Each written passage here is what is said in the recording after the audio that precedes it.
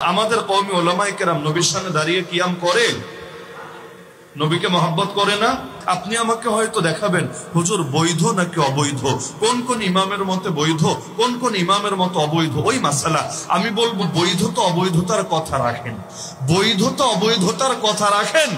আমাকে আগে দেখান নবীর সাহাবীদের এই আমলটা ছিল কি ছিল না। খুব জোরালো ভাবে তিনি এটা সমালোচনা করে যাচ্ছেন। আমরা আমাদের ওই প্রিয় ভাইকে বলতে চাই, প্রিয় উসামা ভাই, আপনাকে বলছি, আপনি যে দাবি করলেন, আপনি দাবি করলেন যে যেটা নবীর যুগে ছিল না, সাহাবায়ে কেরামের যুগে ছিল না, সাহাবায়ে কেরাম সেটা করে নাই, যে আমলটা সাহাবায়ে কেরাম করে নাই সেটা আমরা কেন করব?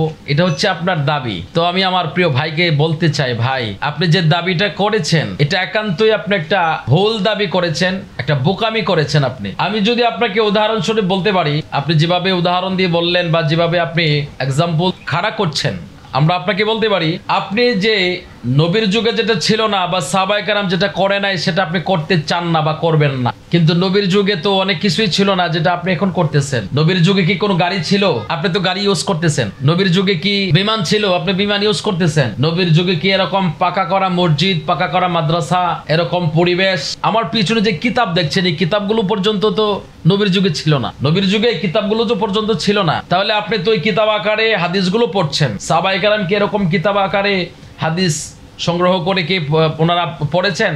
ওনারা কি করেছেন? কিন্তু আপনি করতেছেন। কেন করতেছেন? এটা সুবিধার জন্য, স্টুডেন্টদেরকে শিক্ষা দেওয়ার জন্য, দ্বীনের কথাগুলোকে, হাদিসগুলোকে সংরক্ষণ করার জন্য আমরা সবাই মিলেই তো করি, আমরাও তো করে থাকি। কিন্তু এগুলো তো নবীর যুগে ছিল না, বাট আমরা করতেছি।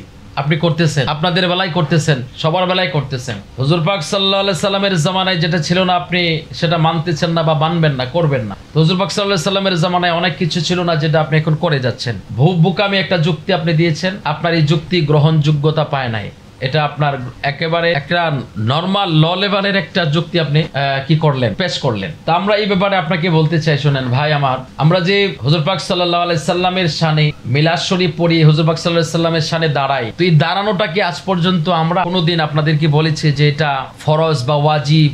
এরকম আপনাদেরকে আমরা কোনোদিন বলেছি? বলি নাই। আমরা এগুলোকে ফরজ ওয়াজিব বলি নাই, আমরা এগুলোকে মুস্তাহাব বা মুস্তাহাসান হিসাবে আমরা সেটা করে থাকি। আপনি যখন দেশের পতাকা উত্তোলন করা হয় তখন আপনারা দাঁড়ায়া দেশের যে দেশাত্মবোধক সঙ্গীত আছে সেটা আপনারা পড়ে থাকে, তো সে ব্যাপারে আপনার মাথা কামা নাই। একজন আলেম, আপনাদের একজন উস্তাদ যদি উপস্থিত হয় সেখানে আপনাদের কোনো মাথা ব্যথা নাই। কিন্তু আপনাদের মাথা ব্যথাটা হচ্ছে ওই জায়গায় যখন আমরা প্রিয় নবীকে দাঁড়িয়ে সালাম দেই। এখন আপনাদের অনেকগুলো যুক্তি। প্রথম যুক্তি হচ্ছে আমরা তো আমাদের উস্তাদকে দেখে দাঁড়াই, কিন্তু আমরা তো নবীকে দেখে দাঁড়াই না। আরে ভাই, নবীকে আপনি দেখে দাঁড়াইতে হবে কেন? নবীকে দেখার মতো প্রথমত তো আপনার ওই চোখ তো নাই। নবীকে দেখবেন, দেখার মতো ওই চোখ আপনার নাই, ওই যোগ্যতা আপনার নাই। আপনি তো অশ্লীলতার ভিতরে এতটাই ডুবে থাকেন যার কারণে আপনার চোখের যে নূর, চোখের যে পাওয়ার, ওইটা তো নষ্ট করে ফেলেছেন। অতএব ওই চোখ দিয়ে আপনি দেখতে পাবেন। দ্বিতীয় কথা হচ্ছে হুজুর পাক সাল্লাল্লাহু আলাইহি সাল্লাম আসুক বা কিংবা না আসুক, কিন্তু এইটুকু তো আপনি মানেন যে হুজুর পাক সাল্লাল্লাহু আলাইহি সাল্লাম রওজা শরীফে জিন্দা, হায়াতুন নবী। হুজুর পাক সাল্লাল্লাহু আলাইহি সাল্লাম রওজা শরীফ থেকে সবকিছু দেখতে পান। তো হুজুর পাক সাল্লাল্লাহু আলাইহি সাল্লাম যদি রওজা শরীফ থেকে দেখতে পান, তাহলে আমরা যে আশিকে রাসূল, আমরা যে নবীর গোলাম হিসাবে আমরা যে প্রিয় নবীকে দাঁড়িয়ে সালাম দিচ্ছি, তাজিমের সঙ্গে আমরা দরুদ সালাম পড়তেছি, এটা কি রাসূল পাক সাল্লাল্লাহু আলাইহি সাল্লাম দেখেন না? অবশ্যই দেখেন। এটা হয়তো আপনার ইমানের মধ্যে ঘাটতি থাকার কারণে আপনি সেটা মানতে পারতেছেন। তাহলে হুজুর পাক সাল্লাল্লাহু আলাইহি সাল্লাম দেখেন। দ্বিতীয় কথা হচ্ছে আমরা যখন সালাম দেই, বিশেষ করে আমরা যখন বলি আসসালামু আলাইকা আইয়ুহান নবী, তো এখানে আলাইকা দিয়া কি দূরের কোনো বস্তুকে বা দূরের কোনো জিনিসকে বোঝানোর জন্য আসে নাকি নিকটের কোনো বোঝানোর জন্য আসে? ইয়া আইয়ুহাল্লাযীনা আমানু বা ইয়া আইয়ুহান নবী, এটা দূরেরও হতে পারে,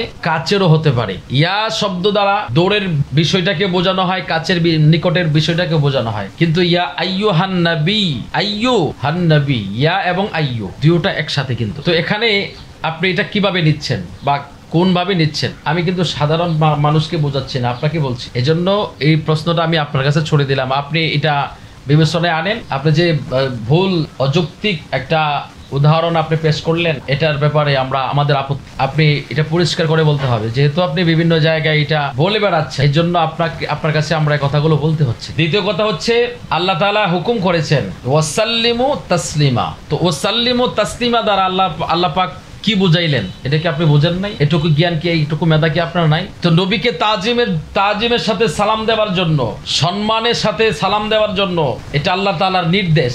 তো আমি যদি ধরেন আপনার বেলায়, আপনি ধরেন আমার ঘরে ঢুকছেন, অথবা আমি রাস্তায় আপনার সাথে দেখা হয়েছে, আমি রাস্তায় বসে আছি, আপনি আসছেন, এই মুহূর্তে আমি যদি বসে আপনাকে সালাম দেই, আপনি কি বলেন আমাকে বেয়াদব বলবেন না, নাকি আদবওয়ালা বলবেন? নিশ্চয়ই আপনি আমাকে বেয়াদব বলবেন, আর বলাটাই তো স্বাভাবিক। অতএব যদি কাউকে সম্মানের সাথে সালাম দেওয়া হয় তাহলে অবশ্যই আপনাকে দাঁড়িয়ে সালাম দিতে হবে। এটা হচ্ছে একটা তরিকা, একটা রাস্তা, একটা পথ, যে সম্মান দেওয়ার জন্য বসা থেকে দাঁড়িয়ে সালাম দেওয়া এটা একটা সম্মানজনক বিষয়, এটা বোঝানো হয়। তো এগুলো কমন সেন্সগুলো আপনাদের মাথায় নাই, আপনারা বিভিন্ন রকমভাবে আপনাদের মন গড়া মতো, আপনাদের মতো করে আপনারা এগুলো বলে বেড়াচ্ছেন। আমরা তো আপনাদেরকে কোনোদিন ফোর্স করি নাই যে আমার নবী মিলাদে আসছে, ওই মিলাদে আসে ওই, এ কথা আমরা কোন দিন আপনাদেরকে বলেছি? বলি নাই। যে আমরা মিলাদের কিয়াম ফরজ ওয়াজিব এগুলো করতেই হবে, এ কথা কোন দিন আপনাদেরকে বলেছি? বলি নাই।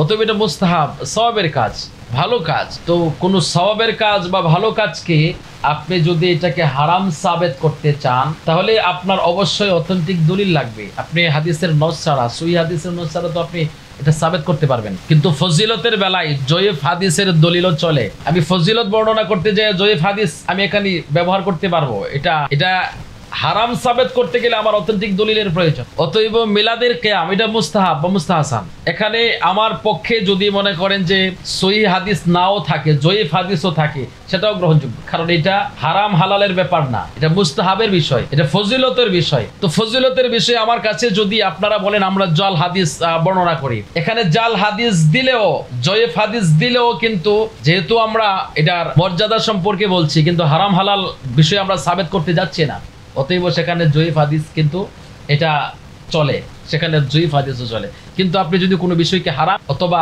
হারাম জিনিসকে হালাল সাবেত করতে চান তাহলে অবশ্যই আপনাকে কোরআন এবং হাদিসের সহিহ সনদের সহিহ হাদিস দ্বারা আপনাকে নজ দিতে হবে, দলিল দিতে হবে। অতএব যদি আপনি বুঝে থাকেন, আপনি যদি জ্ঞানী হয়ে থাকেন তাহলে আমার কথাটা বুঝবেন।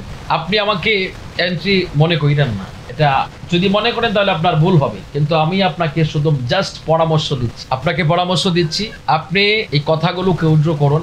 আর না হয় আপনাকে মানুষ পাগল ছাগলই ভাববে।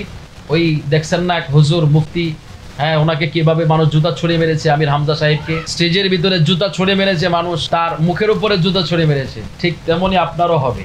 মনে রাখবেন, নবীর সাথে যারা আজ পর্যন্ত বেয়াদবি করেছে তাদেরকে আল্লাহ তাআলা মাটির সাথে ধূলিসাৎ করে দিয়েছে, তাদের আকাশচুম্বী সম্মানকে আল্লাহ তাআলা মাটির সাথে ধসিয়ে দিয়েছে। অতএব নবীর ব্যাপারে কথা বলার সময় অবশ্যই আপনাকে সতর্কতা অবলম্বন করতে হবে। এখন আশা করি আমার প্রিয় ভাই আপনি বুঝতে পেরেছেন, হুজুর পাক সাল্লাল্লাহু আলাইহি সাল্লামকে দাঁড়িয়ে সালাম দিতে, হুজুর পাক সাল্লাল্লাহু আলাইহি সাল্লামের শানে মিলাদের কিয়াম করা, এটার জন্য আমি আপনাকে আবারও বলছি, এটার জন্য সহিহ হাদিসের দলিলের প্রয়োজন নাই।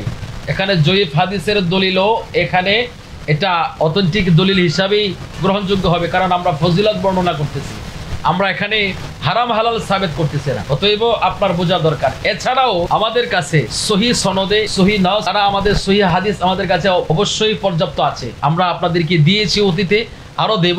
আমরা ধারাবাহিকভাবে ইনশাল্লাহ আমরা প্রত্যেকটা কথার খণ্ডন করবো ইনশাল্লাহ, আমরা হাদিসের দলিল দিয়ে। এবং ওনার কথা শুনে যারা মন খারাপ করছেন, আপনাদেরকে বলি, এনার কথা শুনে মন খারাপ করার কোনো মানেই হয়, কারণ এরা এক প্রকারের, কি বলবো আপনাকে, আমি আপনাদেরকে বলি এদের কথা থেকে আপনারা বেঁচে থাকেন। এরা শেষ জামানার সবচাইতে বড় ফেতনাবাজ কিছু আলেম আসবে যারা সমাজের মধ্যে শুধু ফেতনা ছড়িয়ে বেড়াবে। আচ্ছা দেখুন তো দেখি, কোন সুন্নি ওলামায়ে কেরাম এত মাসালাগত দ্বন্দ্ব নিয়ে মানুষের কাছে এত গ্যাঞ্জাম তৈরি করে নাই, কিন্তু যা করেন সব আপনারাই করে থাকেন।